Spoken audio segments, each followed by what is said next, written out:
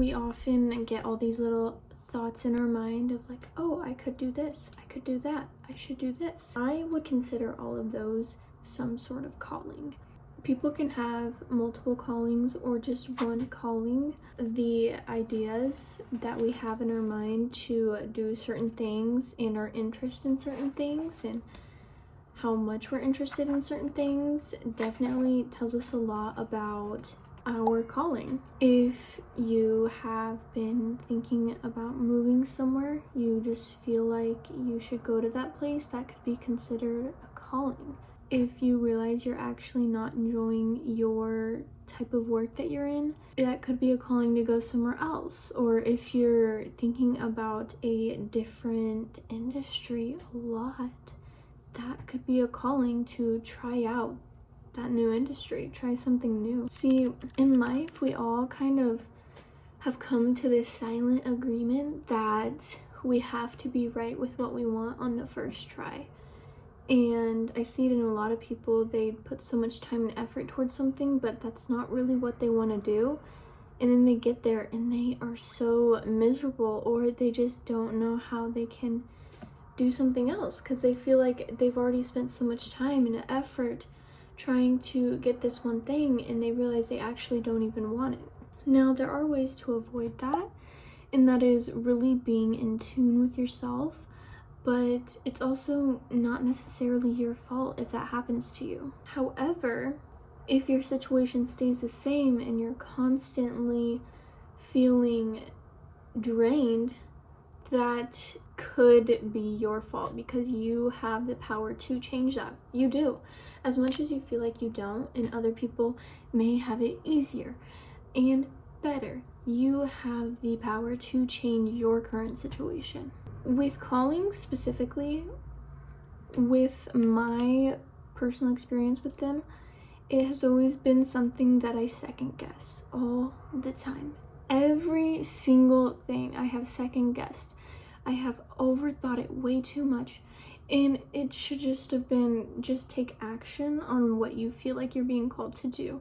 Otherwise, you will overthink it and you will talk yourself out of it, and if it's not you, someone else will. Now, it does depend on how big that calling is, how much you prepare, but even if you have to prepare, it's taking that step to start the preparations that can help prevent you from ignoring that calling or talking yourself out of it. Because there is a reason that you're being called to that certain place. You're being called to do this certain thing, to talk to this certain person, to say this certain thing. There is a reason why you're being called to do that.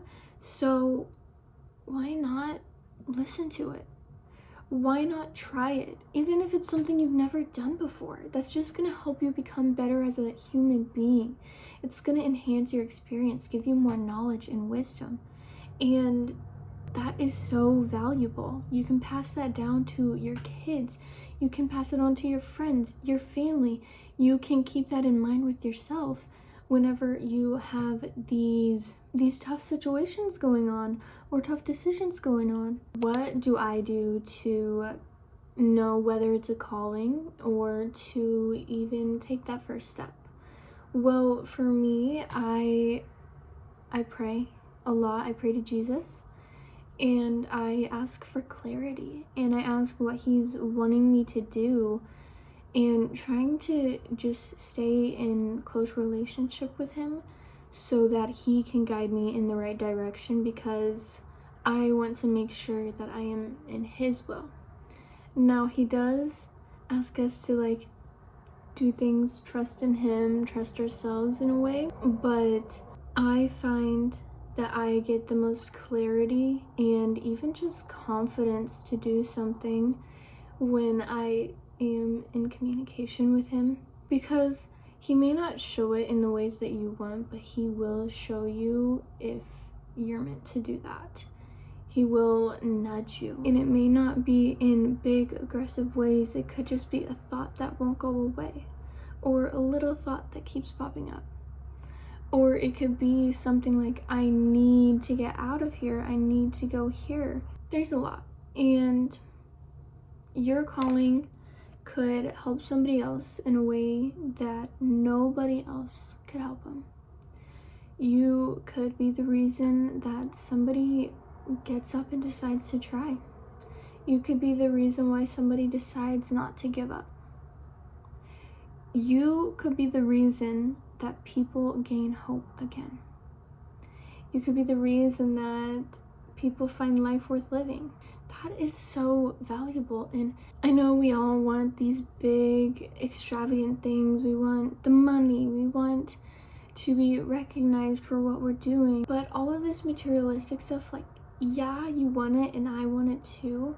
But that is not as important as a fulfilled life. And that materialistic stuff, it's not going to give you a full life, because that stuff isn't forever. It's temporary. Really, nothing is forever, but the connections that you have will always be within you. Speaking of callings, I felt called to talk about this. And the reason why is because I am in the process of trying to answer callings and go and explore things that I feel like I may be called to do. And I didn't always think of it as this is a calling, and I kind of made it calling something bigger and more complex than what it really is. All my little thoughts, I just thought of them as ideas, things I could do. In all reality, if I'm thinking about something as much as I have been, that is a calling. And I don't know why I was making it so complicated, but also that's just human nature, to overthink and make things more complicated. So if you feel like you can do something, you should be doing something, that is a calling, and that is not to be taken lightly. Now, I wouldn't let that cause you to overthink anymore, but it's definitely worth trying. A calling also, it doesn't have to be something big and extravagant. It doesn't have to be you moving to a different country, a different state. It doesn't have to be you getting a new job. It doesn't have to be all these things that we consider big. It could even just be starting to write, starting to journal, starting to talk to one new person a day, starting to go on walks, starting to go to the gym. Callings can be an array of things. And I don't think we should downplay callings, but I also don't think we should continue to overcomplicate them. Yes, when you're going through your journey, there are going to be complicated moments, and there are going to be hard moments and great moments and easy moments. But if you get the sense that you should do something, just do it. Like, stop waiting. Don't just sit here and be like, well, what if I did this? Or even, what if this happened? Well, what if it works? What if something great happens? What if you really discover something you're truly passionate about? Because one thing I have noticed is passion is very lackluster. And I've gone through it too. I have been fine, and then out of nowhere, I'm just a bit numb to everything. And when I catch myself in those moments, obviously, I get really sad, because I realize that somewhere along the lines of going about my day-to-day, I lack to see the beauty in the little things. And that is one thing I have really valued, is finding the beauty in the little things, in the little moments. And it is definitely something that helps everybody. When we can see the beauty in the little moments, that helps us feel more present and more alive. But once I realized I was going numb to it all, I realized something had to change.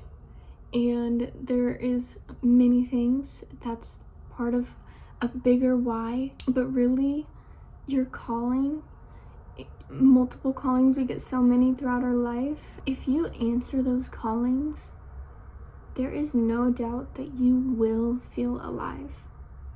Life is a journey we're all on. So if you want to follow along this journey and be a part of it, then feel free to subscribe and leave a comment down below. Maybe stating calling if you feel like you have a calling that you've been ignoring, or even one that you've been thinking about taking. Thank you so much for being here with me. You have a great day.